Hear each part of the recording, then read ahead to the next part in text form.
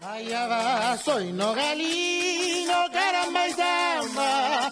Allá va, fui criado en población de samba y caramba.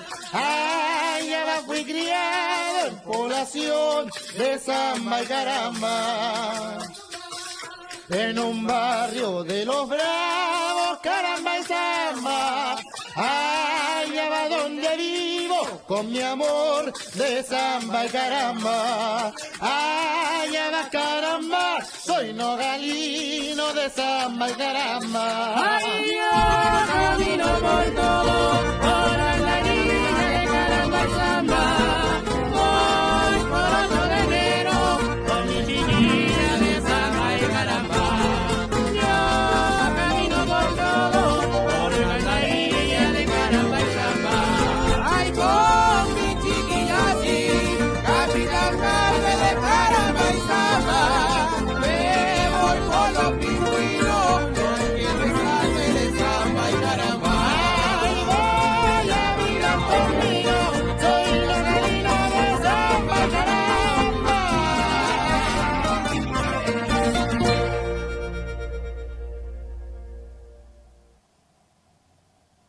Buenos días, mi nombre es Rodrigo y voy a moderar la conversación. Antes que todo, les quería agradecer su participación en esta entrevista a nombre del equipo del proyecto Patrimonio Cultural Inmaterial de Chuchunco, la memoria desde la población Los Nogales. Como saben, ustedes fueron escogidos por sus vecinos y vecinas en los encuentros por la memoria realizados durante los meses anteriores, para hablar en representación de la comunidad. Y el motivo de esta reunión es conversar sobre la participación y la resistencia cultural en la población durante la dictadura de Pinochet. Entonces, para comenzar, me gustaría que hiciéramos una breve ronda de presentación personal, incluyendo algunos antecedentes familiares, para luego continuar con el tema que nos convoca. ¿Puede empezar usted, Noni? Ya, pero yo me llamo José Ruz Tapia, me dicen Noni, me bautizaron de Noni cuando nací, creo. Nací en Los Nogales, llegué a Los Nogales y mi abuelo era el dueño de la casa. Y mi mamá se llegó ahí, digamos, yo tenía unos 6 meses y murió mi abuelo, él era comunista, de los primeros que llegaron a la población en el año 47. Ellos venían del norte, de los procesos estos que hubieron con un presidente que un atado con los comunistas, se vinieron. En general, digamos, eso para mí es como... Ahora actualmente vivo en la Villa Francia, me cambié, y también son bien familiares Los Nogales con la Villa Francia, y la historia también, con Los Nogales, la Santiago, todas las poblaciones. Y trabajo, me ha gustado siempre el trabajo social, en eso siempre me aboqué, después de haber militado un poco, opté por el trabajo social, que creo que es lo que más me llena, y fue lo que hicimos también durante este proceso de la resistencia cultural. Eso. ¿De Pablo? Bueno, yo soy Pablo Garrido Yarzún, nacido y criado también, más criado aquí en la población de Los Nogales. Me cambié hace 12 años ya por la expropiación que hubo en Velázquez. Y también provengo de una familia de obreros que también mi familia, mis padres llegaron del norte grande, de Chuqui, de Antofagasta. También en los años 48, 47, porque era se hizo una gran venida de allá de gente obrera de esos años, del tiempo de la represión de Videla. Videla era el hombre. Y bueno, 2 hermanos, como te decía, y también de descendencia comunista. Mis viejos lo echaron de allá por eso. Y bueno, criado acá y me dedico a la música. Yo he participado toda mi vida en actividades sociales, culturales, y en principio cuando era más joven también milité en algún partido político. Pero me dediqué después lleno a la música acá en la población, y toda mi vida ha sido la música. De hecho, yo ya estoy jubilando como músico. Así que eso, claro, yo hice mi vida después de haber hecho esto como una razón de resistencia. Después fue mi vida, o sea, ya fue mi defensa familiar, y todo lo que se hace ahora es debido a lo que fue un cantor popular, como se le llama. Y de hecho aquí cantamos varias veces en este local, la Salle que se llamaba antiguamente. Hicimos varias actividades con la agrupación de cantores y poetas de la población Los Nogales. Eso en resumidas cuentas que es mi persona. Yo soy Edgardo Ormazábal Plaza, nacido y criado acá en Nogales, con una familia de obreros, mi viejo obrero metalúrgico, mi madre dueña de casa, emigrantes del sur un poco ellos, mi padre del sur, San Francisco Mostazal precisamente. Y bueno, el desarrollo de acá fue importante en el sentido de poder aportar algo a lo social, que eso lo fui descubriendo desde pequeñito.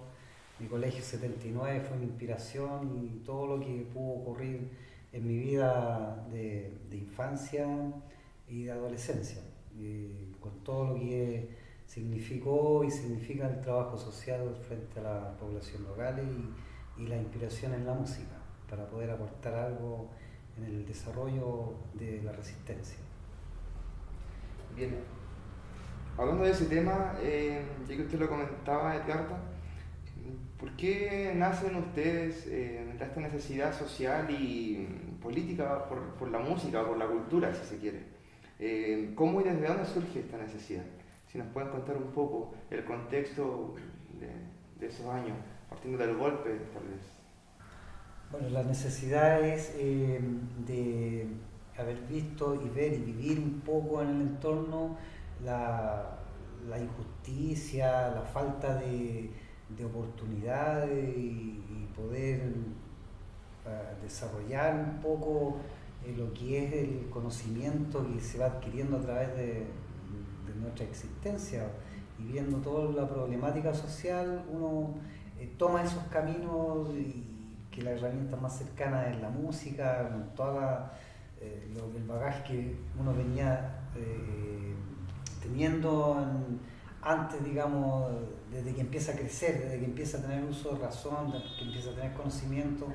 Todo el entorno que a uno se va empapando le permite un poco visualizar y elegir o optar por esta herramienta que es la música, y es un vehículo que nos puede llevar a muchos campos. ¿Y ustedes cómo lo vieron eso durante el proceso, al principio de la dictadura y todo? Bueno, yo creo que viene de antes, igual hay una base en esos años, o sea, antes de la dictadura había un desarrollo cultural,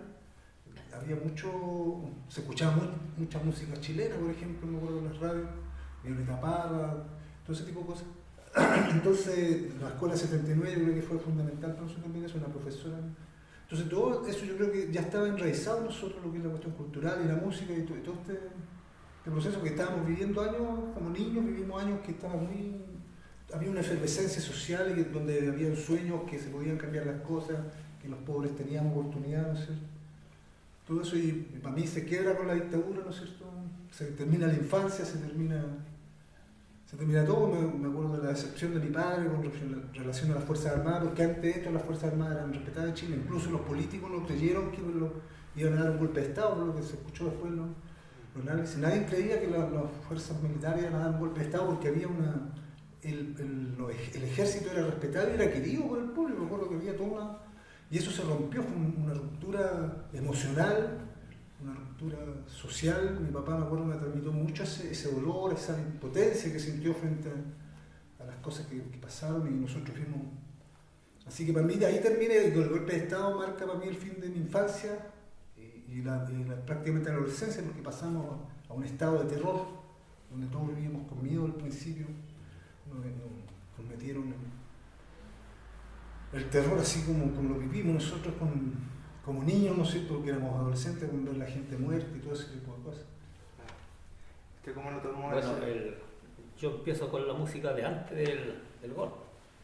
Yo hacía otro tipo de música, pero eso llega con familiares míos, con mi cuñado, que se hizo después cuñado mío porque se quedó con mi hermana.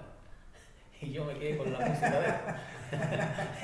Y él nos enseñó guitarra, nosotros, mis hermanos mayores, y de ahí empezamos a tomar como la Eder. Y yo hacía algunas cositas, unos punteos poquitos. Ahora ya punteo, pero Ya, no, pues, sí. Para que no me Imagínate lo como Ahí. punteo ahora. Con los Se seis. me llegó ya a perder el dedo tanto puntear. Claro, entonces, Pero la música viene de antes. Pero fue la necesidad después de eso, del golpe, después de seguir en la música y en el canto de denuncia más que nada, poblacional, que lo llamaba yo. Por lo mismo, porque cayeron familiares presos, había que ir a verlo a la cárcel. Y ahí estaba como plasmada la música de raíz folclórica con los presos políticos. Y ahí ellos hacían instrumentos, charango, yo les llevaba material a ellos, compraba tablones allá en J. Pérez, los depósitos de madera, ellos tallaban los charangos. Primero hacían unos charangos de cartón con cola fría, y cuando uno estaba tocando se doblaba. Cuando le dan la cuerda. Claro, La claro. formación se Sí, logra. porque si tú te tomabas el charango y te lo ponías aquí en el cuerpo y se empieza a calentar con la calidez Y ahí para ver si va. y se empezaba como a doblar la parte andina de la Mm. unión. Pero después empezaban a usar los charangos ya más de madera, de maderas más finas, de raulí, etc. Y ahí empezaba como yo a meterme más de lleno en la música, a la lutería inclusive empecé a trabajar también en la confección de instrumentos. Yo trabajé toda mi vida también en eso y todavía hago instrumentos, invento cosas raras. Pero de ahí viene eso, es una situación pero como fortuita, porque eso llegó solo, lo del canto popular, porque ahí empecé a crear canciones, empezamos a hacer los grupos aquí en la población. Por mi parte, habían otros grupos que también hacían de mucho antes, por ejemplo, aquí está el grupo Voces del Pueblo, que era de acá de este sector también, y habían otros grupos también y solistas que hacían cositas por ahí, pero después ya se puso más fuerte la cosa cuando vino la dictadura, y había que andar reprimido haciendo actividades. Entonces, eso nace así, pues ya se fue dando con los años a que fuera nuestra vida esto, por mi parte, el asunto de la música, porque yo me dediqué a hacer instrumentos artesanales y a cantar, simplemente a cantar y a componer cosas que hasta el día de hoy lo llevo en la sangre. ¿Y me pueden contar un poco en qué estaba la juventud en esa época, tras el golpe de Estado, en que ustedes eran jóvenes, ahí, 14, 15 años, 16, y en qué se encontraba la juventud, en qué espacios se reunían, cómo participaban y cómo ahí ve la cultura un eje de participación? Mira, yo voy a empezar un poco, como soy un poquito mayor que estos dos cabros que están aquí al lado mío. Yo me acuerdo que en ese tiempo estaba, bueno, tú los recordaremos por las noticias que acá empezó el auge de la droga también. Ya venía de los años 70. ¿Cuál droga? La droga más, la buena, pues la verdecita esa. Ya. Había mucha marihuana acá en la población. Y era como normal de repente, porque llegaba y se fumaba marihuana, fíjate. Era como una cosa normal, pero también era como algo prohibido, ¿entendés? Y así inocentemente, pero había muchas actividades también, aparte acá se celebraba también la fiesta de la primavera en los nogales, la gente participaba, estaba el Teatro Rafael Fontabra, donde llegaban los grandes artistas de aquellos años, de los años 60 para adelante, y grandes artistas de todo tipo, por ejemplo, en cuanto a la música folclórica, tuvo Rolando Alarcón, y una serie de artistas que venían acá a los nogales, Pedro Yáñez, un montón de buenos compositores de esos años que nosotros no teníamos idea de que nosotros después íbamos a seguir como la ruta de ellos, por la línea de ellos, pero fueron dejando raíces sin querer. Pero eso después se terminó, pues, como vino el golpe, después se empezaron a estructurar las formas de cultura acá de otra forma, ya más de la mano con la política. Eso era lo fundamental, porque éramos todos como haciendo cosas en su medio, pero estábamos todos acá tirando como la misma carrera, como se podría decir. Y bueno, eso es lo que te podría decir a grandes rasgos por mi parte. Después viene el golpe y ahí ya viene ese gran show. ¿Pueden contarme un poco cómo fueron las primeras experiencias de ustedes con las bandas, con los grupos? ¿Cómo nació esta inquietud por la música y la cultura? ¿Se pueden contarme su historia? Sí, bueno, eso empiezan a nacer en forma natural, porque había un proyecto, se veía un proyecto, nosotros como niños, no sé, 12 años, ya al menos yo personalmente vislumbraba una posición frente a lo que era la sociedad, frente a mi familia, frente a mis mismos vecinos, cómo aportar y qué es lo que había que hacer. Entonces para mí había que estudiar, había que entregar lo que uno iba aprendiendo y así se podía engrandecer todo. Entonces de repente se produce ese gran golpe en el cual a uno lo deja como joven, como adolescente, que está con todos esos sueños, con todas esas ganas de seguir, de hacer cosas, aportar al proyecto que se venía desarrollando.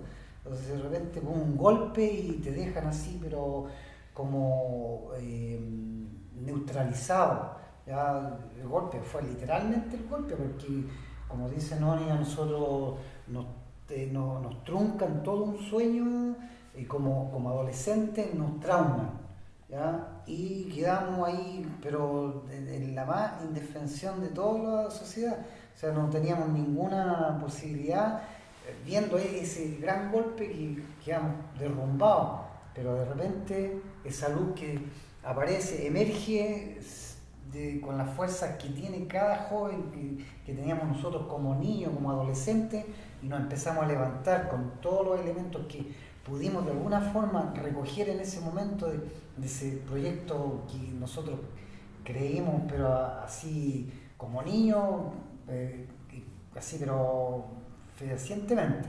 Ya creíamos mucho en ese proyecto y por lo tanto tomamos esa herramienta que teníamos cerca y que siempre escuchábamos, como decía Noni, la música, y que la música fue el gran vehículo que a nosotros nos permitió poder contactarnos con toda la juventud que iba creciendo igual que nosotros en esos momentos, para poder desarrollar y organizar alguna forma de poder establecer y poder entregar esos elementos que nosotros así en forma rústica teníamos y que teníamos que elaborarlo, como dice Pablo, hacer instrumentos, crear música, ensayar y poder depurar todo lo que malo que había, que estaban imponiendo, inclusive hasta los mismos, algunos instrumentos fueron prohibidos en el tiempo de la dictadura. Hubo una ley. Ya, una ley que, chuta, no podía mandar, no sé, pues con zampuñas, por ejemplo. Ya, que tenía una quena, un charango, era inmediatamente reprimido y tal vez desaparecido. Entonces era peligroso, pero frente a eso nosotros tuvimos mucha fuerza, mucho valor y seguimos adelante. Y aquí estamos hoy día tratando de ser voz de nuestros pobladores, de nuestros vecinos, de nuestros amigos jóvenes, igual que nosotros, que crecieron y que hoy día están ya en sus vidas, pero en ese momento también corrieron peligro, fueron perseguidos, como todos nosotros. De memorizar algo, porque nosotros, tú te das cuenta que ya han pasado tantos años de esto y la memoria también es frágil, uno se acuerda de muchas cosas, pero hay cosas que se empiezan como a irse y queda gente de repente que uno no puede nombrar. Claro. Y que toda la gente fue valiosa en este proyecto que se inició como cultura carnaval. Mira, a mí por lo menos yo partí en la parroquia Santa Cruz al principio como niño, que fue la cosa de los scouts que estuvimos ahí con el claro. Y bueno, y en esto yo creo que también tiene, o sea, ahí sale el papel de la iglesia como alero del pueblo en este caso, en respuesta a lo que era la dictadura. Entonces yo en la Capilla San Esteban empecé con la cosa cultural. Ahí empezamos a participar en los grupos de jóvenes que me quedaba más cerca a mí la Capilla San Esteban, allá en el lugar de las buenas carreras. Estabas como en la mitad. Bueno, entonces ahí empezamos a hacer, y ahí empecé a militar, por ejemplo, también, y eso en el año 77, como unos poquitos años después del golpe, 4 años. Y yo me acuerdo bueno, que vivíamos el miedo, éramos lolos, adolescentes. Después de eso hubo como un salto, y que interesante lo que dice el Pablo que contó en relación a porque nos juntábamos, había un grupo que nos juntábamos aquí en Temuco, con los pingüinos. Ahí nos juntábamos en grupo a tocar guitarra y todo lo que era la música que se daba en la calle, en los cabros. Había como una necesidad de comunicarse, no sé, y la música y la marihuana y el grupo y el lote nos daba todo eso. De hecho, este grupo que se juntaba aquí es base después de lo que fue el Huehuentrú, por ejemplo. ¿Cómo se llamaban ustedes ahí? No, ahí no ese es un grupo natural más que nos juntamos, que nos conocimos así por las circunstancias. Yo tocaba quena, me acuerdo, y el Pato Vidal, que anda por ahí también, tocaba guitarra, y con un amigo estábamos fumando en un cohete, llegó el tipo, nos juntamos y empezó a irse al lote. Llegaban, habían poetas, estaba Santi, me acuerdo, Manuel Santi, que era un compañero poeta en ese tiempo, que todos nos tratábamos de compañeros. Y entonces, como decía yo, todo esto venía, lo que quisieron destruir los tipos con el golpe siguió en el pueblo, siguió en la gente, siguió Víctor Jara, siguió la Violeta en la gente, en los jóvenes. Y como digo, por ejemplo, había esa respuesta, a ese miedo. Yo creo que es una respuesta natural, a ese miedo que nos quisieron imponer. Entonces, como jóvenes, además, la adrenalina, la hormona, todo, teníamos la fuerza para empezar a responder tampoco. Y después de eso, a mí como joven, yo tenía 25 años, 20 años, cuando fueron, digamos, los primeros pasos que dimos ahí en este grupo, que digo que para mí fue súper importante, porque eso, después de eso, el Huehuentrú y después también el Ucamagu. Porque, por ejemplo, en un libro que hay por ahí, que también cuenta un poco la historia de los nogales, que tiene que ver con la historia del comandante Ori, ellos dicen que unos jóvenes que trabajaban con Ambrosio, que entre paréntesis Ambrosio también tiene mucho que ver en esto de la historia de los nogales y de la adolescencia. El tipo es un trabajo bien importante en cuanto al rescate de jóvenes, y el jesuita, me parece que Ambrosio es jesuita, y él también es bien importante en cuanto a la recuperación de jóvenes en esos años. Y él tuvo un trabajo así en talleres, toda una cosa. En el libro le endilgan a estos jóvenes que son como los precursores del Huehuentrú, y no es así. Eso yo creo que hay que se me acuerde, porque no es así. Incluso después al Toño Cunini o el comandante lo dan como fundador del Ucamagu. También quiero hacer claridad cómo está la oportunidad de eso, tampoco, no es así. Son cosas que se tergiversan por intereses, no sé, o a lo mejor. Pero estos grupos naturales de estos jóvenes que se juntaban en la calle fueron los que después del Ucamagu y el Huehuentrú. Y seguía el trabajo en la parroquia y en la capilla. Que yo creo que ahí es donde se centró toda nuestra juventud y el alero que teníamos para poder. Te contaba, Noni, anteriormente que tenía como fuente de inspiración unas bandas que tocaban en el centro. ¿Puedes contar un poco de eso? Sí, se enlaza un poco porque bueno, yo trabajaba mucho en el centro y hoy en día soy artesano, entonces yo iba a vender al centro y pasaba en eso. Y de repente una montonera de gente, así era mucha gente que se juntaba ahí en el Banco Chile, parece que está lleno más. Mucha gente, y de repente uno empieza a parar la oreja. Y había unos tipos tocando, cantores populares, porque no eran conocidos nada, pero ellos tenían una música muy especial porque eran unas sátiras que hacían con respecto a la dictadura, y le cantaban al dictador en la cara, en pleno humada, le decían perroché, por ejemplo. Los tipos decían: el gobierno está loco, lo tenemos que cambiar. Le decían a Merino: ógate en el vino, Matei, tírate con él, al Mapocho. Entonces empecé a sacar las canciones, un poco porque, como te digo, a mí fue impresionante, fue una cosa así de ver cómo la gente se reunía, los tipos cantaban, y estas canciones tenían todo, como digo, eran sátiras, pero muy bonitas, muy bien hechas. Entonces esto nosotros lo copiamos las letras y los trajimos a la población, al Huehuentrú en esos años, y usamos el método de nosotros cuando teníamos medio. Huehuentrú, entre paréntesis, es el primer organismo o la primera organización social del sector que funciona fuera del alero de la iglesia. Nosotros nos instalamos en un patio de una casa y de eso nació una media agua, todo, pero fuimos los primeros, por lo menos que yo sé, en el sector, que ya no nos gastábamos al alero de la iglesia. No sé si fue osadía, valentía, no sé lo que fue en ese tiempo, porque era peligroso, no me hacía claro, o sea, por mínimas cosas a veces. Pero eso, entonces nosotros, la cuestión cultural siempre se dio que teníamos talleres, por ejemplo, de teatro, talleres de filosofía, había incluso los talleres de formación, talleres de quena, talleres de macramé, me acuerdo, había muchos talleres de macramé, que junto con la música era todo el aspecto cultural que había en la población. Sí, no era tan solo la música, eran muchas expresiones más. La música resalta porque es como un vehículo, digamos, inmediato, ¿ya?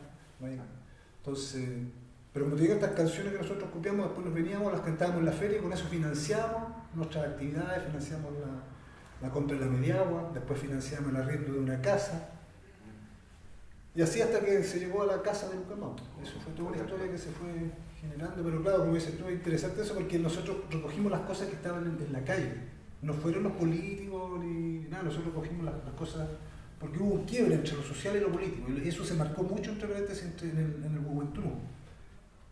se marcó mucho que había un compadre que era más puntudo, digamos, en este sentido. Había una declaración de principio que era muy dura en el sentido político, y había otros que estaban más por una declaración más al alcance de los pobladores, que fuera más social.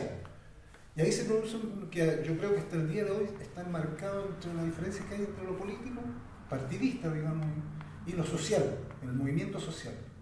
Entonces ahí se produce no fue un distanciamiento ni nada, pero esta contradicción que se da y que en el fondo le da vida a estas organizaciones que es el Juventud y el Ucamao. ¿Cómo usted vio esa diferencia, don Pablo, entre lo político partidista, lo social, cultural, por esos años?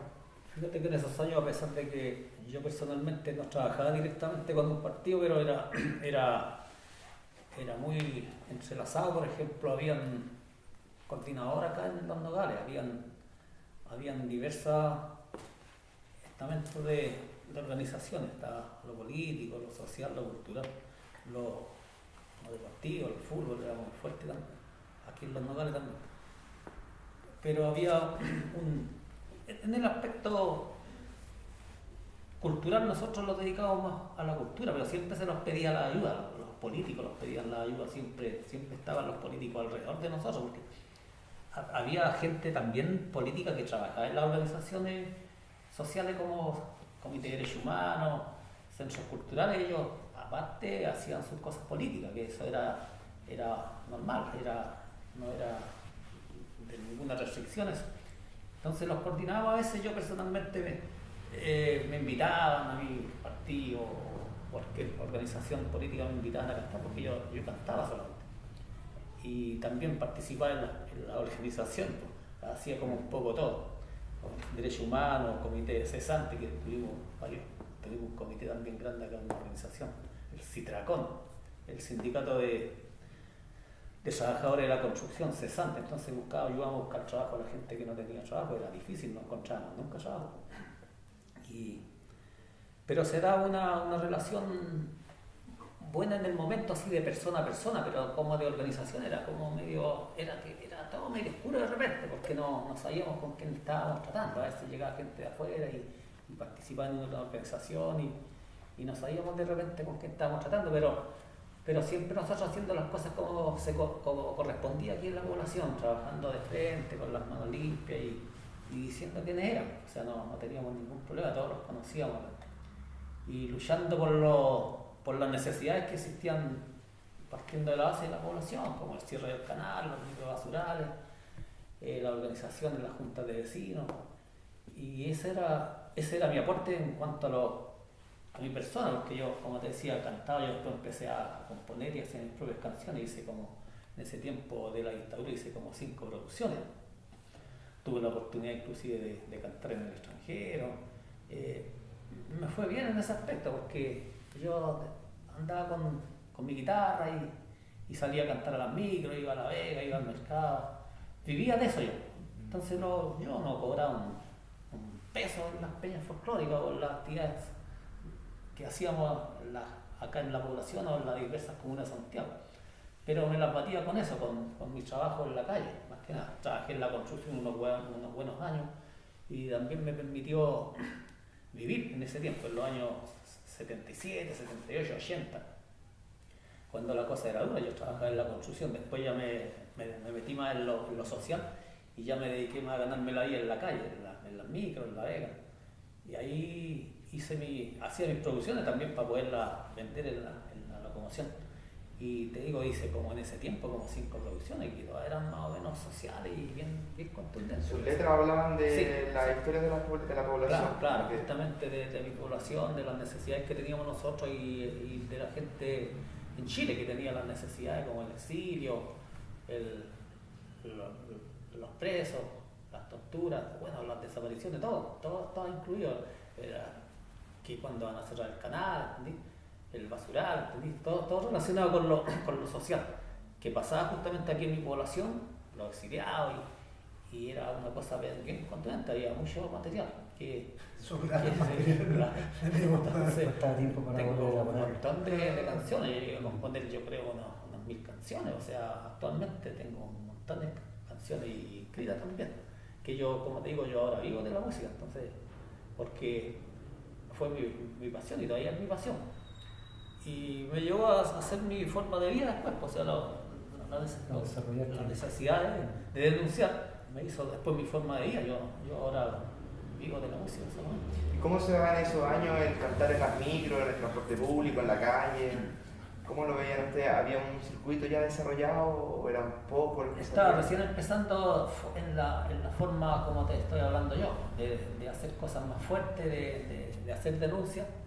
Era como nuevo, porque había mucho temor, hasta en los artistas. Nosotros teníamos miedo, porque a veces bajaban cantores de las micros CNI que andaban de sí, y se armaban rock y la gente los defendía, a veces no los defendían. O tú no sabías qué pasaba, de repente tú soy un amigo y tenías que ver el ambiente, cómo estaba arriba para poder desarrollar tu primer guitarrero. Pero que se podía cantar. era más o menos, no era fácil. A mí me detuvieron algunas veces, pero afortunadamente colmé algunos policías. Yo en ese tiempo yo andaba con cassette vendido. Claro, y yo, oye, pero venga, si ya dame, ándate. Pero sí, pues, ya lo he detenido varias veces. Pero la corrupción no es de ahora. Y la corrupción. Está en pañales, Claro. Pero el canto se va dando así, si tú no lucháis por tus necesidades, nadie te las va a venir a dar a la casa. Si es lo mismo que está pasando ahora, estamos luchando por unos cambios profundos que pensábamos que iban a cambiar, y son peores ahora, porque así es la vida. Edgardo, ¿y su experiencia con respecto a Jurasi? ¿Cómo fue esa historia? ¿Cómo nació? Mira, ¿Dónde se desenvolvieron? Sí, Jurasi nace en el seno de la familia. Fuimos los 4 hermanos que formamos ese grupo con la misma necesidad de lo que se veía, lo que se vivía en el momento. La represión, la clandestinidad, y eso, o sea, nos obligaron, el golpe de Estado nos obligó a pasar a la clandestinidad así en forma natural, ¿ya? O sea, el golpe de Estado, clandestinidad, porque no había otra forma, ¿ya? Porque el mismo hecho de que prohibían instrumentos, ya eso era clandestino. Entonces ya hacer música popular, de denuncia, de poder contactarse con los demás, tenía que ser clandestino. Por lo menos, como le decía Pablo, claro, uno andaba con la precaución, siempre uno, como por decirlo en chileno, saltó así quién podía estar al lado de uno, y si era o no era soplón o sapo, como se le decía en ese momento. Entonces siempre había que estar con esa precaución. Éramos clandestinos, ¿ya? Independiente de que fuéramos político partidista o político social. Ya se dio, como decía Noni, eso en forma natural, que fuimos todos clandestinos, pero político social. O sea, lo partidario era personal.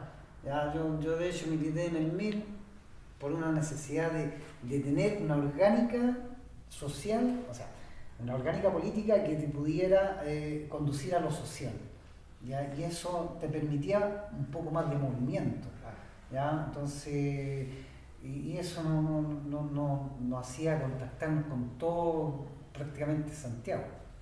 Y ese fue un poco el desarrollo de Jurasi, siempre solidario, ir a los solidarios y todo lo que era apoyar el desarrollo social, de denuncia, de injusticia que se estaba viviendo en ese momento, era nuestro papel como Jurasi. Jurasi estaba comprometido en lo social, ¿ya? En la acción social, para poder de una vez por todas derrocar la dictadura a través de los actos, ¿ya? Culturales, que era lo fundamental dentro de nuestro desarrollo. La cultura era la herramienta, pero o el arma fundamental, letal para la dictadura, y había que desarrollarlo. Oye, aquí hay actos conjuntos, sí. Te hablo, por ejemplo, de Jurasi, que eran una familia de hermanos. Ellos también, el hermano de él hacía charango y también también se desarrollaba en ese ambiente de la lutería. Pero aquí había montones de conjuntos que de repente tú estabas en un conjunto y de repente a él lo veías en otro conjunto. Los conjuntos iban como rotándose así, porque yo llegué a participar acá como 5 conjuntos, pero que en el fondo éramos como los mismos, que se salía uno. Claro, Mira, si primero empezamos acá con los chiquillos, que era el grupo Antaki que teníamos nosotros, que empezamos el año 77. Y después se terminó Antaki, seguimos uno con voces americanas, que éramos de acá, ensayamos acá también, cantamos acá varias veces. El grupo Voces Americanas, que duramos 5 años. Y después de esos 5 años se terminó y hicimos el grupo Hoguera, ¿entendí? Que también estaba algunos de Voces Americanas, 1, 2 o 3, no me acuerdo en este momento. Pero después estábamos otro grupo que se llama el grupo Nogal, ¿sí? Donde está el Carbonal, ¿te acordáis del Ernesto Carbonal? Claro, y él era poeta, tremendo poeta, era demócrata cristiano, imagínate, teníamos diferentes visiones de hacer las cosas políticamente, pero él era artista, ¿entendí? Y teníamos un dúo, hicimos un dúo excelente, nosotros salíamos a todas partes y lo llevamos, pero súper bien. Murió alcohólico, por supuesto, porque había mucho copete en ese tiempo también. Lo que se reunía a veces era para ponerle. Y se arrepintió, ¿no? Y se arrepintió, pues sí. Después pasó del vino de las cajitas al whisky. Se tomaba como una botella de pisco diario. Estaba bien. Muy alcoholizado. Entonces los grupos eran así como esporádicos, de repente duraban un tiempo, de repente el proyecto se terminaba y hacían otros y después se volvían a retomar de nuevo, pero duraban harto tiempo. Había hasta el grupo Pelo de Choclo, que después se volvían Salsa Mora, ¿entendí? Así, el nombre es raro, claro, porque le ponían, ¿por qué le ponían Pelo de Choclo? Porque estaban poniendo las barbitas, y había montones de solistas, montones de solistas de cabros que no me voy a cortar de todo ahora, pero yo les rindo un homenaje a todos los cantores populares de acá de Los Nogales que de una u otra forma, mujeres, poetas, mujeres cantoras que en este momento yo no me acuerdo del nombre de todos, pero ahí están en mi mente de todos los que hicimos cultura acá en la población Los Nogales que ahora no están participando, pero están ahí y también se tienen que sentir parte de todo este proceso que se hizo acá en este sector. ¿Y como qué tocaban, qué estilos se daban en esa época con estas bandas? Es que yo creo que era, si fue, porque por tú con... ¿De qué hablaban las letras y todo? ¿Se pueden un poco contar? Bueno, nosotros éramos satíricos, cuando se formó el grupo Juventud, también era parte del Centro Cultural, se formó el grupo Juventud. Y todo era de música social, yo creo que era como o sea, se estaban viviendo esos tiempos y todos respondíamos, por lo menos, y la cultura era siempre ha sido la base en realidad, por lo menos lo que uno aprende después de viejo, es una de las formas de resistencia más que se da bastante fuerte en todos lados, después viene la otra. Pero, como te digo, o sea, era denunciar, la denuncia estaba presente y mientras más puntúo era uno, más nunca le daban en las micros. Mientras más protesta cantaba uno, la gente más lo aplaudía, entonces tenía que ver con esos tiempos, pero todo tiene que ver eso con la denuncia, y era folclore en general era folclore latinoamericano, música popular con raíz latinoamericana, casi todo era como los estilos, digamos, de las bandas acá. Nosotros no éramos un grupo solamente instrumental, no teníamos textos, ya no cantábamos, hacíamos solamente música. Pero entre temas y temas nosotros disparábamos así directamente a la dictadura. Entonces, ahí el hecho de subir al escenario, de tener esa tribuna, ya era la posibilidad de decir cosas y de atacar la dictadura y de plantear la situación, denunciar. Eso era, digamos, el papel fundamental de la música, de los grupos. Había grupos, sí, que tenían letra, tenían texto. Y ellos a través de sus textos denunciaban la injusticia, la carencia de trabajo, las organizaciones de las bolsas cesantes, de los comedores infantiles, de los desaparecidos, lo que mencionaba Pablo. Entonces ese era el vehículo de la música misma, propiamente tal, con texto o sin texto. O sea, el estar en ese escenario y poder decir cosas. Sí, yo creo que la crisis de los 80 es fundamental en esto, en el sentido de que la gente tuvo que buscar medios de sustento. Poco Pablo es vocación, se tenía por la vocación, pero hubieron muchos artesanos, por ejemplo, se vio mucho que la gente teníamos que trabajar en lo que en la artesanía había incluso la Plaza de los Artesanos en la Santiago, que se le puso la Plaza de los Artesanos porque de ahí se juntaban, o sea, así de concreto eran. Entonces, digamos, todas las respuestas culturales, incluso el teatro, me acuerdo, las obras de teatro, todo tenían que ver con la dictadura. Si nosotros nos marcó, como decimos, para nosotros la dictadura fue el fin de los sueños, todo, y empezó la etapa de resistencia y fuimos capaces, por lo menos yo creo, de ser parte de eso y vivirlo, como decimos, arriesgar la vida probablemente. Yo creo que muchas veces se arriesgó la vida cantando o no cantando o las distintas cosas que se dieron. Pero fíjate que aquí habían diferentes proyectos en la población local que no todo era cultura social como lo hacíamos nosotros. Habían clubes deportivos que no estaban ni ahí con lo político, ¿entendés? Y en su gran mayoría, y había montones de pero eso no resistían. por eso que te digo, o sea, era su proyecto de fútbol, ¿no? De jugar a la pelota y de agarrarse a coscallos y de todo ahí en la cancha. Ahora hay un estadio, pero ahora nadie juega, ese es el problema. Y diversos proyectos, no todo era así tan color de rosa, porque había gente que no le gustaba que se hicieran actividades culturales o políticas, si la gente no era así. Es muy diversa la gente acá. Uno aparentemente podrá decir esto, pero cuesta de repente cuando tú estás ahí donde las papas queman, o por temor o porque la gente no participaba de eso. Pero cuando hacían cosas bien masivas, bien estructuradas, llegaba mucha gente. Harta gente Claro, participaba. claro. ¿Cómo eran Se llenaba la cancha, los festivales, las peñas, para poder imaginarse un poco eso, quien vea esta entrevista y pueda Sí, tener... se organizaban, por ejemplo, los primeros cantos de canto poblacional y artesanía, que se llama, claro, y que se organizó primero en la población Santiago con el Jorquera, el Pancho Jorquera, el grupo Zapá. Pancho García, claro, con la señora, y ellos organizaron el primer festival donde lo grababan, porque ellos tenían equipo de amplificación y era como una novedad tener amplificación en una actividad. Entonces ahí se fueron creando y se fueron grabando las actividades. No sé si habrá algún registro antiguo, no, la verdad las cosas que debe haber por ahí, pero yo no he tenido acceso a eso, ni a saber de dónde exista eso. Pero así se iba dando la cosa, no era tan fácil, pero eran los grupos más resistentes acá, los sociales, los culturales, todo lo que se estaba dando en ese tiempo.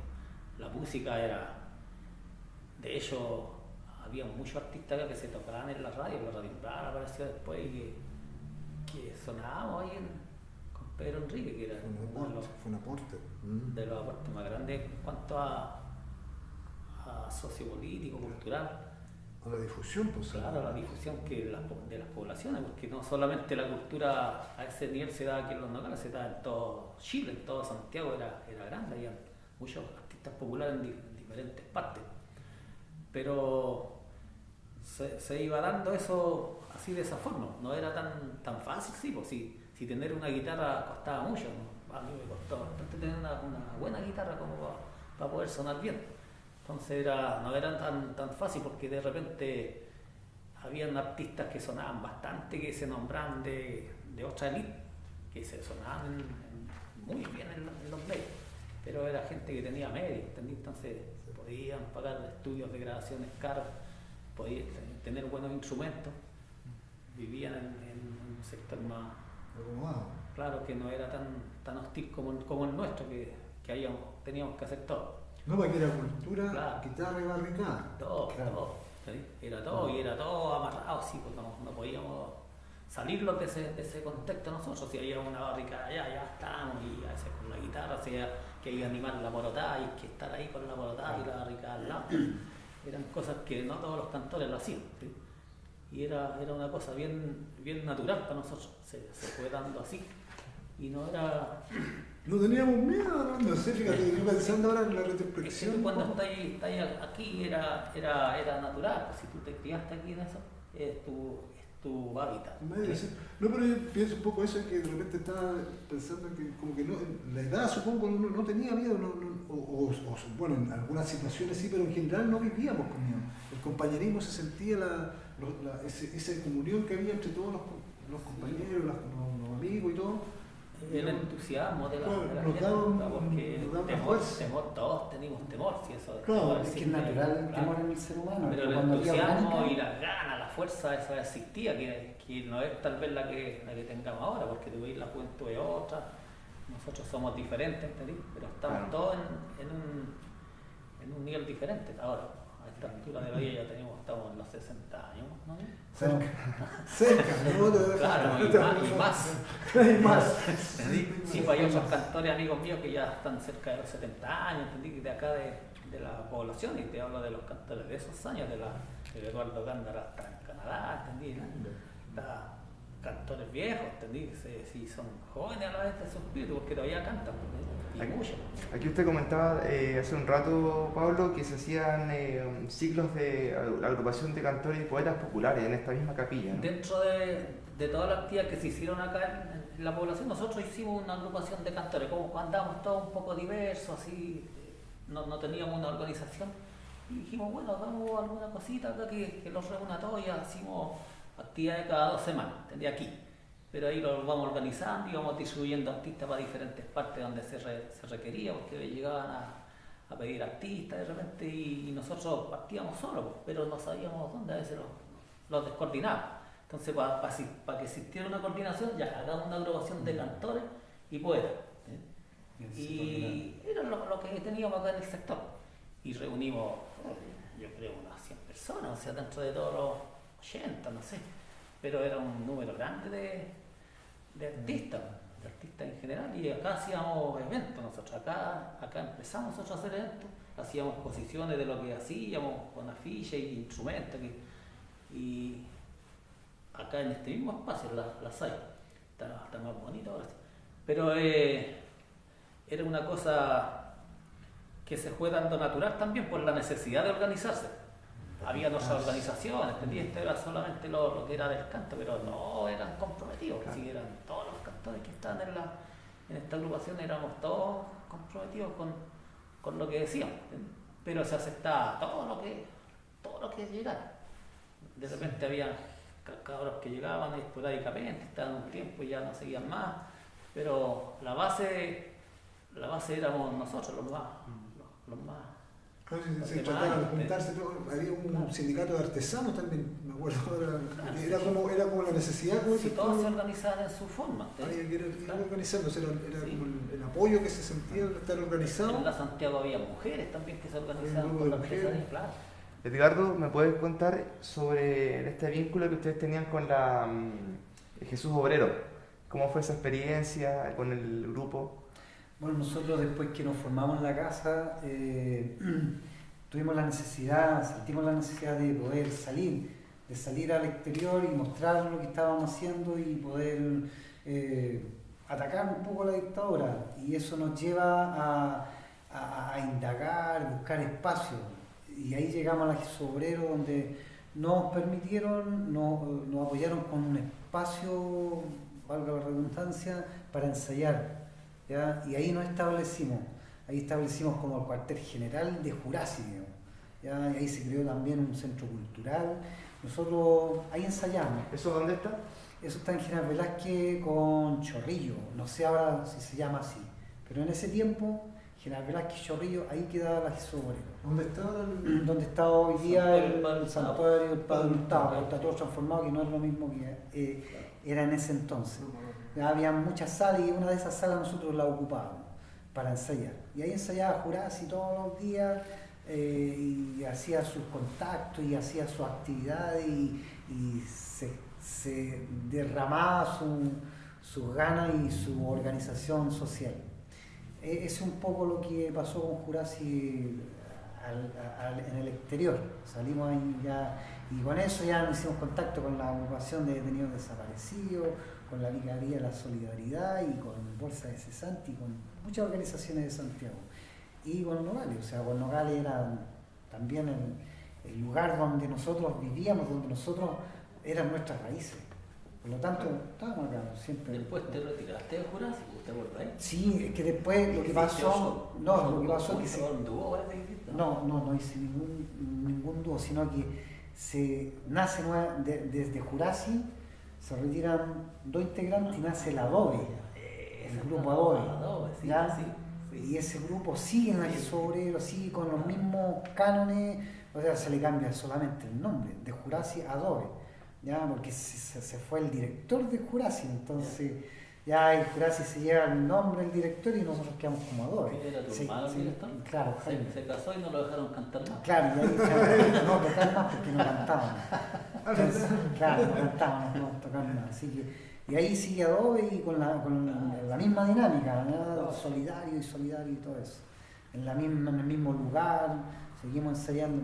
Tuvieron que participar bastante en la misma, la Jesús Obrero, para conseguir en la sala de ensayo, para conseguir el espacio y todo. No fue fácil en un comienzo, No, por supuesto, no fue fácil porque, o sea, tuvo 2 etapas. Una, nosotros llegamos, mi hermano estaba contactado con la Jesús Obrero y él nos invita porque había un cura párroco que era muy buena onda, que era jesuita, y los jesuitas eran los que más estaban con las organizaciones populares, ¿ya? Pero porque como organización eclesiástica la iglesia no comulgaba mucho con las organizaciones sociales, pero sí los jesuitas. Los jesuitas ellos siempre estaban ahí a la par con todo lo que era social, con todo lo que era, no sé, político-social, ¿ya? Para poder ayudar a la gente y poder esclarecer todas las situaciones oscuras que habían en ese entonces. Y ahí, bueno, después de un tiempo a nosotros nos piden una declaración de principio, porque cambian el párroco, y ahí ese párroco nuevo nos pide una declaración de principio para la orgánica del grupo. Y ahí, bueno, tuvimos que presentar, nos dijo, bueno, que él sabía de qué color político todos íbamos, cosas que no éramos todos del mismo color político, pero sí éramos todos con una meta, el trabajo social, cambiar la situación que estaba viviendo el país. Entonces, bueno, con todas esas declaraciones y todos esos puntos, este nuevo párroco nos acepta y nos permite seguir ensayando en ese lugar, hasta que ya el grupo desaparece. Tomando en cuenta ese último punto sobre la vocación social del trabajo que se tenía que hacer en el territorio y en la población, ¿cómo ven ustedes esa diferencia? Ya la habían mencionado un poco antes, con esta política más partidista, que a lo mejor habían algunos grupos en el mismo territorio y ustedes en cambio prefirieron tomar otro camino. ¿Por qué esa necesidad de lo social y cultural ante lo partidista? Si igual pueden contarme un poco de su experiencia, si es que militaron en algún momento y si dejaron de hacerlo, ¿por qué tomaron esta decisión? Sería bueno tener como en cuenta ese punto. O sea, yo milité, como les decía, a los 17 años me metí a militar en las Juventudes Comunistas de Chile, porque como mi abuelo era comunista, uno siguió la tradición probablemente con todas las historias que me contaron.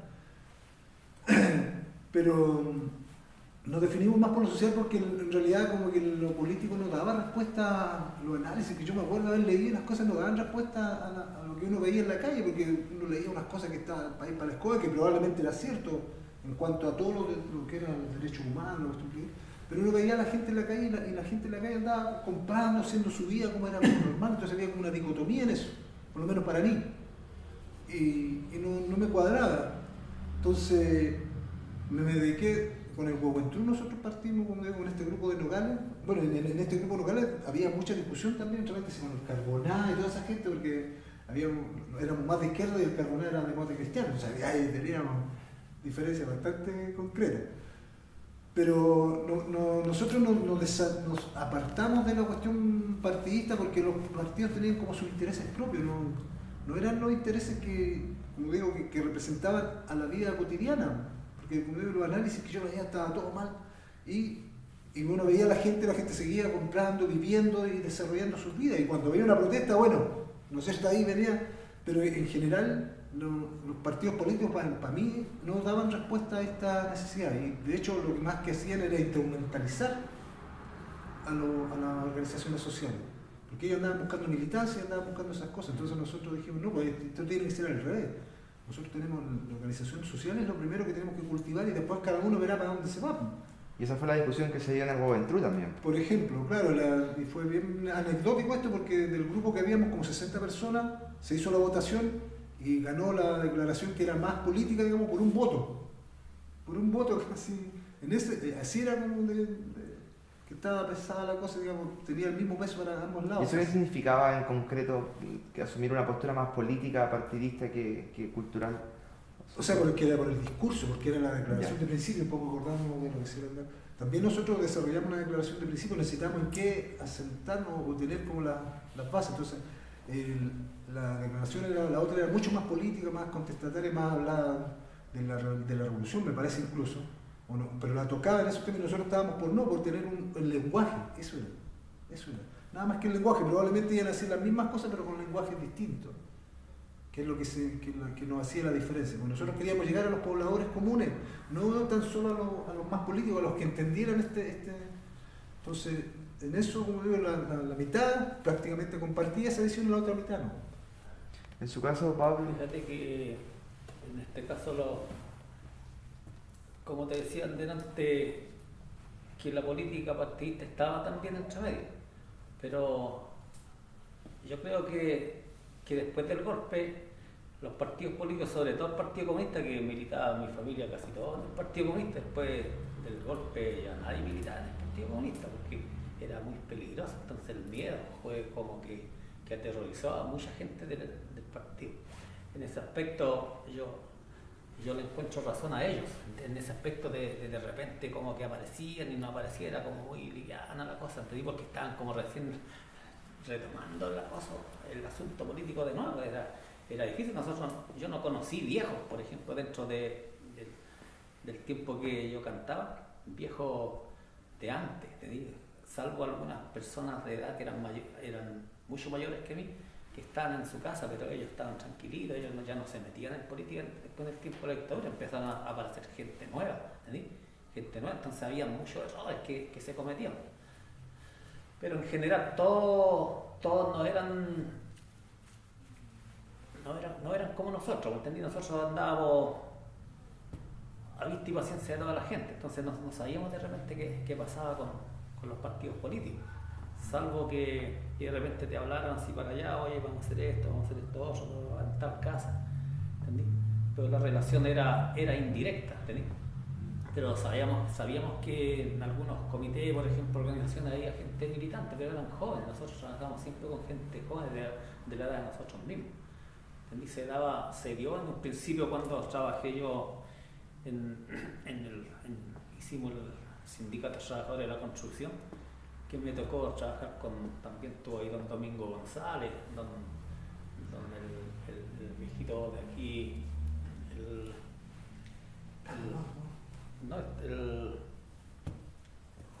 Rodríguez, el viejito Rodríguez, que son baluartes de aquí de la población naval, vivía aquí en 8 de enero, el hijo del Bárbara, del Oscar Rodríguez, el papá del Oscar Rodríguez, gente mayor, gente adulta. Ellos ya no participaban, pero siempre los veíamos como baluartes los viejitos nosotros, pero ellos no participaban en las actividades directas así tan frontales porque eran de edad, ¿entendí? Y la gente que era partidista más de izquierda desapareció de aquí cuando claro, si no había gente. Mucha gente se fue al exilio, gente que estaba presa, gente que se fue para la casa porque le dio miedo, porque era otro tipo de gente que aparecía después. Ya yo me acuerdo de ese tiempo, de la gente que existía en las juventudes comunistas en ese tiempo, y del MIR, etc. Después ya no estaban aquí, desaparecieron, porque era una cosa, yo creo que se fue dando una cosa como lógica, así que estuvieron en su tiempo y después ya vino mucha gente, tal como pasa ahora. El recambio. Claro, como el recambio, pero todos hicieron su aporte en su medida en lo que pusieron, lo que le dio el cuero, yo creo, más que nada. Para usted, Ricardo, ¿cómo se conectaba esta militancia que tenía durante esos años con el trabajo que desarrollaba cultural? Claro, esto, bueno, yo inmediatamente el 74 me puse en contacto y hice para militar nuevamente, tener contacto con el MIR, y el MIR como era un movimiento, o sea, no era un partido político propiamente tal, era un movimiento en el cual yo ahí aprendí más, o sea, a poder afinar un poco más lo que era el trabajo social, apuntándolo a lo musical, a lo cultural, propiamente tal, a lo cultural. Y dentro de lo cultural está la música. Entonces, yo nuevamente empecé a militar, me hice contacto y se empiezan a tirar las redes, pero culturales, o sea, sin ánimo de reclutar gente para el partido, sino que reclutar gente, pero para el trabajo social, ¿ya? Para el desarrollo social, que era un poco la política que se da en ese tiempo en el movimiento, ¿ya? Para poder desarrollar eso y con todos los miedos que nosotros como jóvenes, como adolescentes podíamos sentir, pero había una gana de poder cambiar esto y eso te borraba el miedo, o sea, ya uno medía consecuencias, pero igual iba a la pelea, con todo el miedo que uno podía sentir, porque ser perseguido y desaparecido daba terror, y eso es lo que ellos practicaban, o sea, la dictadura metía terror en ese aspecto, o sea, seguir a todos los partidos políticos porque ellos son los que están articulando todo este movimiento cultural, político, ellos sabían eso. Entonces, frente a eso, había que tener esa herramienta de ser clandestino, como lo dije delante, porque nos obligaron a eso, y trabajar sin temor, o sea, con temor, pero sin temor, una contradicción, pero en el ser humano hay contradicciones. Temor, pero sin temor, seguir adelante hasta conseguir el objetivo. Vencer o morir. Ese es el lema. ¿Cómo se relacionaban entonces en otros espacios ustedes, como artistas populares o como pobladores que participaban en ese entonces en otros territorios cercanos? Si los invitaban a otras actividades culturales, tenían conocimiento de de que estuviesen pasando otras cosas en otras partes, en Santiago, por ejemplo. ¿Y cómo ustedes se comprometían con esa participación? Sí, en Santiago un tiempo se dio una orgánica a nivel de Santiago y proyectándose a nivel nacional, que fue un encuentro que hubo en la Casa del Cantor. Ya yo me acuerdo que ahí fueron muchos artistas, que fue una reunión inmensa, muchos artistas, un poco pautear actividades a nivel de Santiago, a nivel de Chile, para así coordinar actividades, para ir en solidaridad de todo el mundo, o sea, de todo lo que existía, de toda la orgánica social que existía, todo el tejido social que existía para poder derrocar la dictadura, que era necesario. O sea, esos eran los vínculos un poco políticos, porque ese era un político social. Éramos políticos sociales, o sea, había que manejar un poco de política, más que política partidista, política social. Y eso se podía aprender en una organización política, ¿ya? Y con las inquietudes que uno podía tener y que tenía uno, las inquietudes eran, pero así, con todo el temor, pero había que ir adelante. Esas eran un poco las conexiones que habían dentro de toda la orgánica. Y siempre bolsas de cesantes, siempre comedores infantiles. O sea, y hablando un poco más del circuito cultural que ustedes identificaban afuera de la población, su vínculo con otros artistas populares, otros grupos, agrupaciones, otras peñas. ¿Ustedes participaron de ese circuito, de Pablo, por ejemplo? Fíjate que yo participé muy de la mano con otras organizaciones que se dio, por ejemplo, una instancia que lideraba Pedro Enrique, que era el asunto de las giras poblacionales que se hacían del canto popular, con varios grupos, el grupo Transporte Urbano, está el Jorge Venegas, está la Ana María Miranda, que son grandes cantores que todavía existen, ¿sí? Que algunos ya no cantan, pero algunos están en el extranjero, otros están acá cantando nuevamente y un montón de conjuntos que hacían esas giras poblacionales, eran como un tour, ¿entendí? Que también parece que estuvieron acá en la población de Santiago, me recuerdo. Bueno, el Transporte Urbano vino varias veces, pero eran organizaciones que se daban ellos también como artistas populares. Ellos eran un núcleo bien fuerte, que era bien bien decidor con cuanto a sus canciones, que era bien duro, bien de resistencia. Y era muy... Y también, pues, o sea, queda como en el tiempo, es algo que, un trabajo muy significativo que ellos hicieron. Y nosotros también, pues yo andaba en el alero de ellos, trabajé con ellos en varias organizaciones de canto con ellos, en las actividades que se dan, los primeros festivales de Víctor Jara, los primeros de Violeta Parra, ahí, todo eso estuve participando yo también. Inclusive festivales callejeros que se hicieron allá en Recoleta.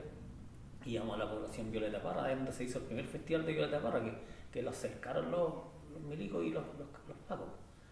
Iban achicando, reduciendo el espacio, que era al aire libre en una parroquia también. Entonces era así la actividad, no era una cosa tan fácil, si era de represión fuerte, donde podían haber muerto. Pero las actividades sociales, culturales como la que participamos nosotros, se daban a nivel de Santiago, pero tenían su proyecto, cada cual con su proyecto, yo creo, en las diferentes comunas, pero nosotros acá teníamos ese proyecto que era organizado, que era más, creo yo que era uno de los más organizados, por lo que yo conocí, no por lo que me han contado.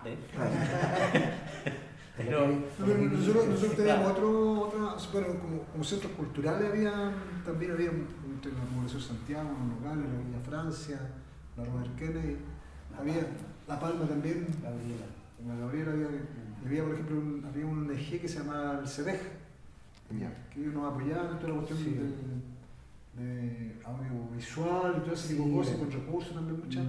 Charla, habían también. Había charlas de gente, sí. ONGs algunas. Claro, ONG, CEDEJ se llama, Servicio de los Jóvenes. Sí, era de la iglesia en todo caso.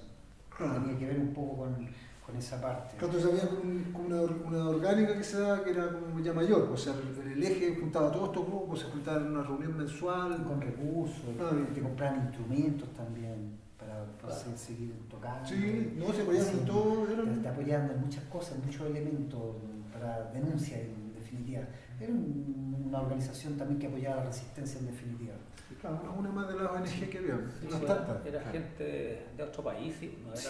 Habían recursos, sí. No, pero los recursos venían de afuera, claro, la gente que distribuyeron los recursos eran chilenos. Chilenos, sí, por ahí de acá. ¿Les servía a ustedes como una plataforma también de difusión? Y de orgánica. Y de organización, claro. Sí, se deja, sí. Y ustedes hablaban también sobre la radio Umbral hace un momento atrás. Sobre como un espacio para ustedes y la radio chilena también, usted había comentado anteriormente, que eran lugares que les permitían a ustedes mostrar su música, sus creaciones y además compartir un circuito con otras agrupaciones que estaban dando vueltas en Santiago. Sí. Daban un poco la oportunidad de poder mostrar lo que estábamos haciendo. O sea, la misma Radio Umbral, yo después ya estaba en el grupo Tiempo, llevamos grabaciones, conversamos con este joven Pedro Enrique y ahí dejamos nuestra música para que ellos la mostraran a través de la radio y contaran un poco de lo que éramos como grupo musical. Entonces era un medio en el cual nos permitía a nosotros darnos a conocer también, para mostrarnos lo nuestro y nuestra intención igual. La Radio Umbral, fíjate que en ese aspecto fue un fuente fundamental en el canto popular chileno, de acá, de la región metropolitana sobre todo, que ahí sí que se la jugaban. O sea, la Radio Umbral la cerraron varias veces, después la abrieron de nuevo, porque por los motivos que inclusive fue esa pertenecía a los metodistas. Claro, sí, era religioso también. Correcto. Claro, que todo tenía que depender de algo religioso. No, pero es que los metodistas son bien jugados en ese aspecto. Sí, ellos participaron no solamente en la Radio Umbral, en muchas orgánicas más de sociales. Sí, pues la radio después, ya cuando vinieron los tiempos mejores, la radio cumplió su ciclo y se cerró. Claro. Desapareció la radio. Pero la Radio Umbral, ahí llegaban hasta los cantores, los populares, que tenían las grabaciones más pésimas a veces, pero el Pedro las tocaba, ¿sí? Porque era un aporte, ¿sí? Porque no era fácil meterse a un estudio como es ahora, que está todo digitalizado. Te metí y te inventan a ti adentro, ¿sí? Ahí no, tú tenías que estar en un estudio con tu guitarra y hacer todo. Y ser bueno. Y no como ahora que cualquiera es cantante. O sea, cualquiera es un cantor de guerra. De estudio. Ahora lo inventan. Sí, hermano. Pero la radio no tan solo fue en la música, porque nosotros, por ejemplo, En como todo. grupo, claro, en todo, nos invitaban como el Bucamao, me acuerdo, fuimos a dar una entrevista para difundir las actividades, todo un poco lo que contar lo que se estaba haciendo. Entonces después, en ese aspecto, la radio Mural fue un bastión, social, fue un bastión de todo, Difundía todo lo que era aspectos, el sí. social. todo lo Había que era diferentes resistencia. espacios. El espacio Sí. artístico de la música era en la noche más que nada. Claro. Pero la parte cultural todo el día. Todo el día, Todo el todo el día. día. La radio era un medio para poder difundir toda la actividad, toda la resistencia en definitiva. Si por eso fue perseguida, fue atacada, fue capturada, fue muy vapuleada. Bueno, ¿Qué los diferenciaba a ustedes como artistas de la población, como cultores de la población, a diferencia de los artistas, por ejemplo, que estaban en el canto nuevo o en el canto universitario, que se daban tal vez más en las peñas del centro, en otros espacios? ¿Sentían ustedes que había alguna diferencia? ¿Se sentían que estaban a la par? ¿Cuáles eran sus impresiones frente a eso? Siempre, bueno, ahora tú ella a recorrer para atrás el cassette y te das cuenta que también, pues, o sea, también había una elite de cantores populares del tiempo de los cafés y de todos esos espacios que eran como bien especiales, porque si bien es cierto todos las jugamos por algo, pero también existía discriminación, pues ahí yo no podía cantar, ¿entendí? Porque era un espacio para artistas ya más alto. Consagrado. Claro, era un escenario mayor, ¿entendí? Donde tú no podías estar, y eso también sucede ahora, ¿entendí? También, porque hay muchos que tomaron los puestos de nuevo y como que ellos fueron los vanguardistas, ¿entendí? Y nosotros siempre estuvimos abajo de los grandes escenarios, ¿entendí? Y quedan las glorias arriba, que como se ya sabe es la historia, ¿entendí? Pero realmente creo que los baluartes son la gente de pueblo, la gente que luchó por eso, que la gente que murió por eso, con la guitarra en la mano. Y había una diferencia grande, ¿no? Era muy difícil competir con ellos en ese tiempo. Ellos no venían nunca a una población. Había un montón de artistas ahí del canto nuevo que nunca no conocieron una población. Yo creo que ni ahora. Entonces, ¿de qué estamos hablando?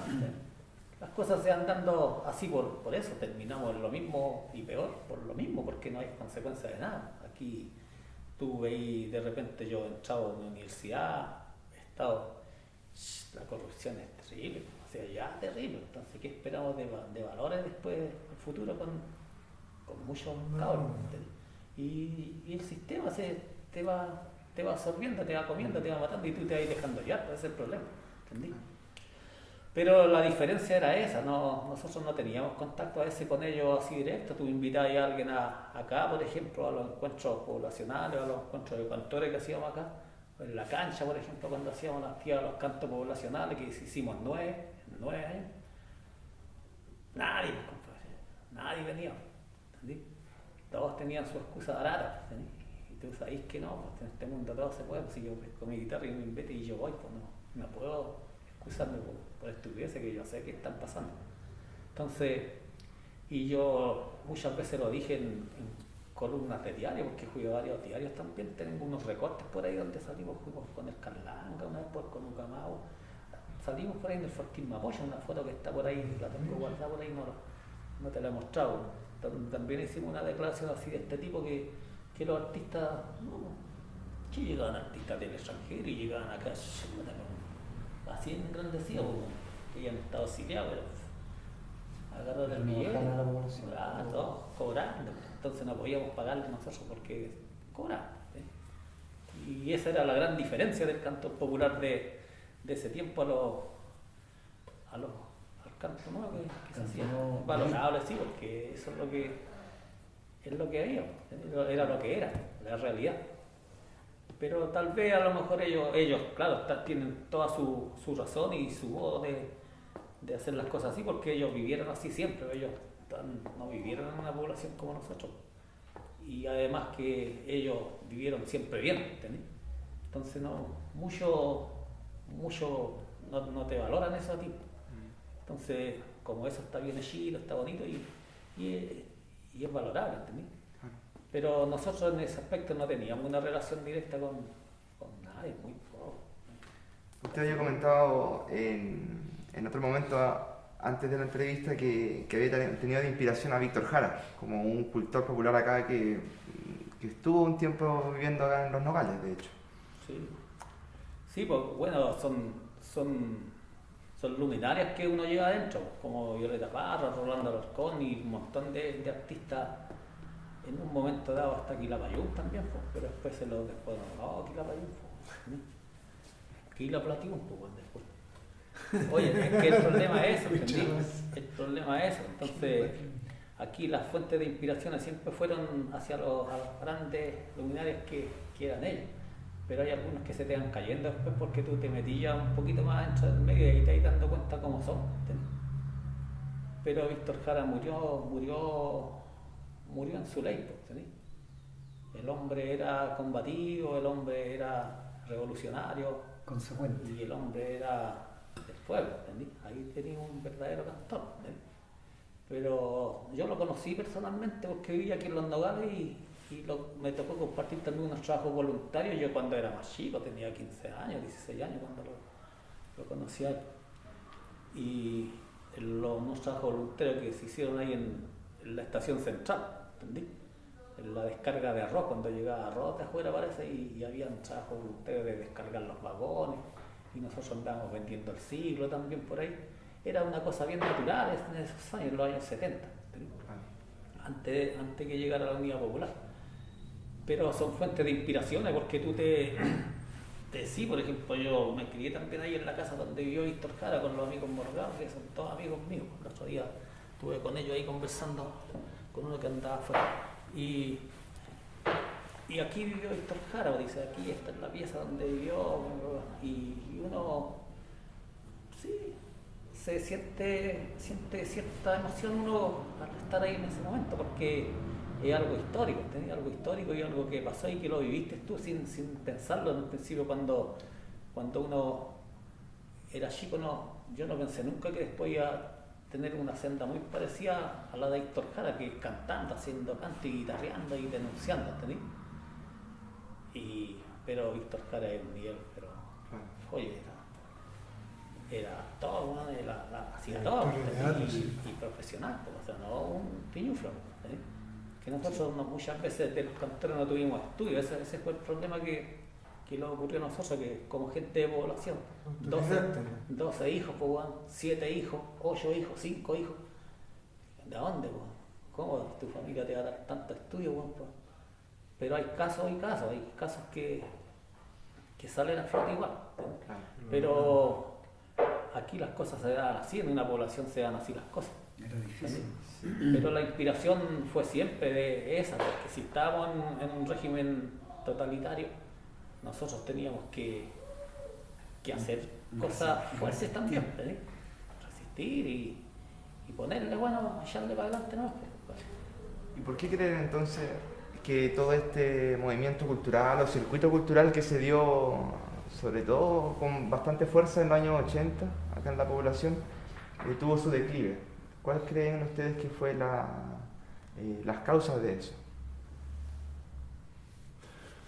No, o sea, yo creo que es natural, es una cosa natural del tiempo que se vivió mucho. La gente se cansa también de pelar y espera que después del triunfo, entre comillas, que hubo, se esperaba que las cosas cambiaran. Y se puso la confianza en gente que en realidad no embarramos nada. O sea, yo creo que más que nada eso, o sea, y propio del desgaste de todos los años de lucha, ¿cuántos años? 17 años de resistencia del pueblo, básicamente, como decían los políticos y toda esta gente vivían a otro nivel, ellos no vivían las cosas que vivían nosotros, las poblaciones. Entonces, yo creo que fue una cuestión natural y ellos, digamos, el cambio a la democracia provocó todo esto porque la gente esperaba que esto fuera distinto, esperaba que esto que iba a ser lo que alguna vez se pensó que eran cambios reales. Y más que nada, como digo, yo creo que se puso la confianza en eso, en que esta gente iba a hacer como correspondía las cosas y que iban a haber cambios, pero no fue así. Y el declive natural propio del descanso, pero ahora está resurgiendo la cosa. Sí.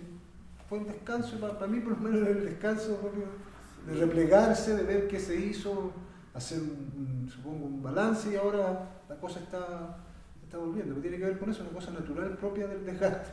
Y la confianza que se tuvo con la gente.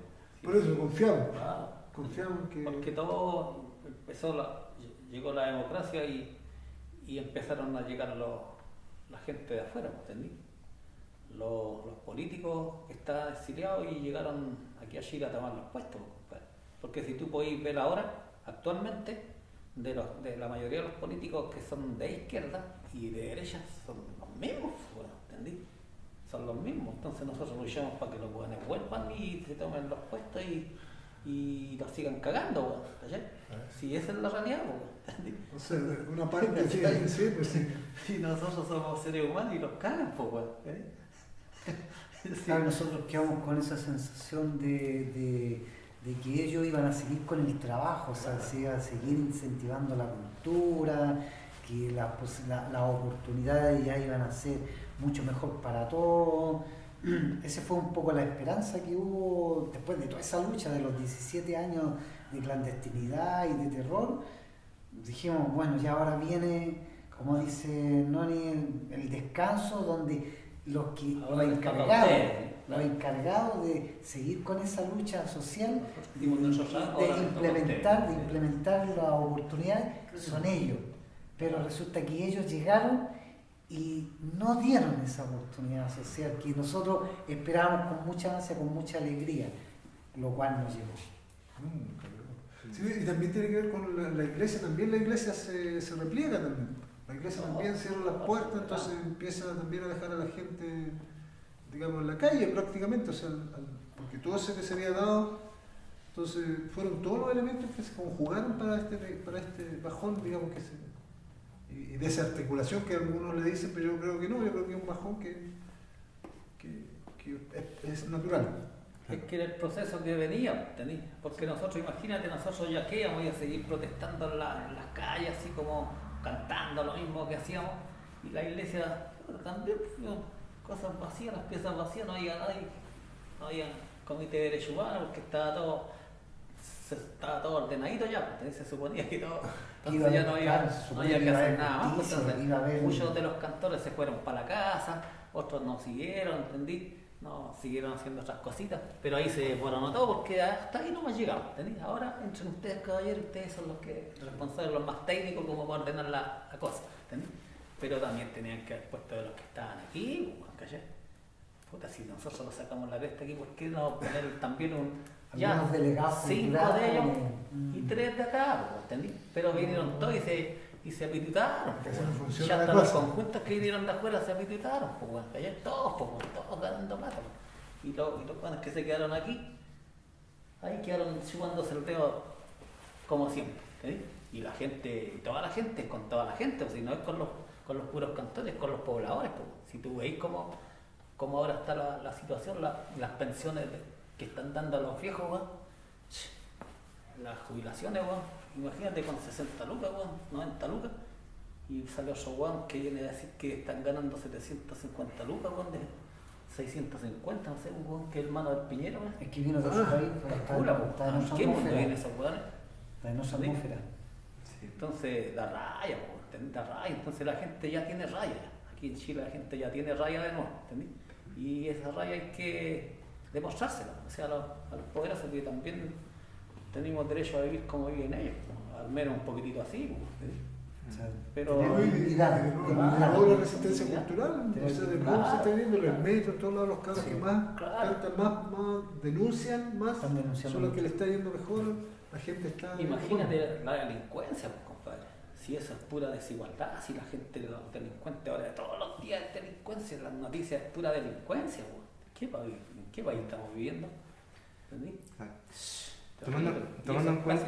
Gracias a la desigualdad nomás, pues nada más que eso, el sistema que nos tiene así. Desde una mirada actual, haciendo como un balance hacia atrás, hacia lo que fue el proceso que ustedes protagonizaron en la población, ¿cuál creen entonces que habría sido el aporte de ustedes como cultores populares, como pobladores en ese sentido, combatir la dictadura de la resistencia acá en la población? El canto poblacional, el trabajo artesanal, la poesía, todo lo que ustedes comentaron y estuvimos conversando sobre el trabajo más cultural que se dio acá, ¿cuál creen que fue el aporte que jugó en la lucha contra la dictadura? Bueno, el aporte principal que hubo con respecto al trabajo hacia la población, trabajo nuestro como cultores de la música, como entrega cultural, fue un poco llamar a la población a no tener miedo, enfrentarse a la dictadura y hacer conciencia frente a la situación que estábamos viviendo, porque mucha gente se ocultaba por el temor. Ese fue un poco el aporte para que la gente saliera de sus casas, apoyara las actividades de resistencia. Ese fue un poco el aporte que pienso yo que se hizo a través de la cultura, de la música y del arte, de todo eso, la poesía, la artesanía. Bueno, yo creo, o sea, en el fondo yo creo que eso fue lo esencial, que la gente se juntara, porque lo que más pretendió la dictadura fue aislarnos. O sea, de una u otra manera lo consiguieron al final en otros contextos, pero lo que ellos pretendían era eso, y yo creo que la cultura como resistencia era el compartir la idea, el debate. Entonces la gente se juntaba, podía conversar y perder el miedo también, un poco eso de sentirse acompañado, de ver, porque a uno le pasa que mientras más gente veía en las actividades era como más ganas te daban. Más ganas, o sea, se fortalecía, había una seguridad. Satisfactorio. Claro, en la masa, digamos, pero mientras más gente había, para uno era mucho más seguro. Entonces yo creo que ese es el aporte principal, a que la gente saliera, que la gente se encontrara, que conversara, que se planteara las distintas cosas que había, las distintas expresiones. Sí, pues a la gente había que decirle las cosas claras, ¿sí? Y como nosotros decíamos las cosas claras, íbamos ganando más adeptos hacia la organización. Había gente que de repente no creía en la organización porque costó al principio. O sea, no era fácil apoyar un acto solidario donde te hablaban fuerte y se hablaba contra el régimen. Entonces había que concientizar un poco y clarificarle algunas cosas a la gente que estaban pasando, y cosas que estaban pasando aquí en su misma casa, ¿sí? Y había gente que también se logró concientizar y que no estaba metida en las organizaciones, que después llegaba sola y participaba, y eso era lo bonito, porque tú generabas ahí aporte humanitario, que era lo que nosotros queríamos, era para ellos mismos, porque nosotros hacíamos simple conciencia y llevábamos el mensaje, como decíamos, eran los mensajeros del pueblo, los yanquis. Entonces nosotros le decíamos en canción y le decíamos en poesía, en el arte, por ejemplo, en los géneros que hacían también, en todo tipo de arte, era como el mensaje que se estaba dando, y la gente lo percibía así aquí. No toda, por supuesto, pero ese fue el aporte más fundamental que nosotros hicimos acá en nuestra población. Y pensándolo desde hoy, ¿cómo ven la actividad cultural en las poblaciones donde ustedes viven actualmente? ¿Cuáles son sus sensaciones sobre eso, sobre la actividad más cultural que se da? Mira, se está retomando. Ahora me estaba fijando que vienen unos afiches ahora que están invitando a instrumentos, a cosas folclóricas. Se está, como decíamos delante, son como ciclos y esto está volviendo. Yo creo que la experiencia de los niños, por lo menos, bueno, el Ucamau parece que lo dijimos, que se fundó acá, Y el Ucabeo es una cosa que quedó ahora, que está ahí, aunque está en la Santiago, pero en general abarca, como digo, las dos poblaciones, porque están muy hermanadas las dos poblaciones, la Santiago con Nogales. Y se está retomando, se está volviendo. Hubo este bajón que dijimos, que ya tantos años como la dictadura a lo mejor, pero los tiempos están diciendo que las cosas vuelven, las cosas están volviendo. Y toda esta experiencia que hubo, yo creo que los niños, de hecho por eso me acordé de mamá, porque ahí vi muchos niñitos que tenían 5 o 6 años, están ahora participando. Están en lo que el comité ha llegado, todos que están en el Ucamao actualmente. Había una batucada que siguen tocando, que están muy rebeldes y que están muy relacionados con el trabajo cultural que está dando en general, que está volviendo. Yo creo que, y es importante esto, un poco de la experiencia que nosotros tuvimos, que conozcan un poco de eso y nosotros transmitirla. Y lo bueno es que los cabros están interesados en eso, en recuperar un poco también la historia para ver cómo se hicieron las cosas antes, para no cometer los mismos errores, ¿no? Porque si volvemos a tener una oportunidad, no vamos a dejar que estos hombres esta gente vuelva a tomar no sé, a engañarnos. Pues si tenemos la oportunidad, vamos a tener la experiencia, ojalá, de que no nos vendan la mamá. Y por eso es que es importante también, de alguna forma, pelear por los derechos, o sea, la educación, que es lo fundamental. Si nosotros no tenemos educación, vamos a estar sonados, no vamos a poder tampoco desarrollar nada. Por eso es que hay que luchar, pelear por la educación, más que nada, que es fundamental, y tener salud. Si no tenéis salud, no vaya a poder ir a la escuela. Claro, son dos pilares fundamentales dentro de la sociedad, para el desarrollo de la sociedad, es la salud y la educación. O sea, las tareas todavía están pendientes de todo lo que... Claro. Yo hoy día vivo en Puente Alto, veo un florecer incipiente un poco a través de la música, la cultura. Hay algo que se está moviendo por ahí, que está renaciendo, y bueno, y ese algo hay que apoyarlo con la experiencia que nosotros hemos recogido, con todo el bagaje que hemos tenido hasta hoy día, poder aportar un poco también a estos jóvenes que tienen esa inquietud de retomar o de seguir cultivando un poco lo que es el trabajo social a través de la música, por nuestra experiencia. ¿Algo más que agregar? Yo estoy agradecido de todas maneras de todo este trabajo que está haciendo por parte de usted, que es importante, porque antes no se daban estas instancias, y es importante que este trabajo quede para el futuro, para la gente que no los conoció, pero es que son ciclos, va dando vuelta la cosa, y la vida no termina aquí, la vida sigue. Y agradecerle a ustedes, porque son jóvenes que se preocupan de estas situaciones que favorecen mucho a la gente, y que están haciendo, yo creo que un aporte tan grande como el que hicimos nosotros hace algún tiempo. Es valorable, y hay que sacar experiencia de todo lo que se ha conversado acá. Yo les doy las gracias, y a la gente que nos llegue a escuchar en esta entrevista, a la gente que quedó fuera, que de repente no participó acá, que a nosotros los invitaron a dar nuestro testimonio. Entonces nuestro testimonio es nosotros no tenemos memoria para todo, a lo mejor hay muchas cosas que se nos olvidaron, y quedaría para un año, yo creo, de experiencias personales de cada poblador. Y mucha gente participó. Gracias, Nueva por ser nogalino, y por la oportunidad. Gracias por la oportunidad que nos están dando. Sí, para nosotros ha sido también bueno, para mí ha sido un placer poder compartir con ustedes y escuchar sus testimonios, agradecerles la confianza que depositaron también en poder contarnos su historia frente a una cámara, y saber también la utilidad que esto tiene para las futuras generaciones, que tal vez no saben lo que ocurrió acá en esta población sobre este tema.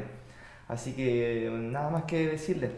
Muchas gracias por haber participado, y nuevamente fue un placer haber compartido su historia. Gracias. Gracias a ustedes. Allá va, soy nogalino, caramba y samba. Allá va, fui criado en población de samba y caramba. Allá va, fui criado en población de samba y caramba. En un barrio de los bravos, caramba y samba. allá va donde vivo, con mi amor de samba y caramba. Allá va caramba, soy nogalino de samba y caramba. Ay, yo camino por todo, por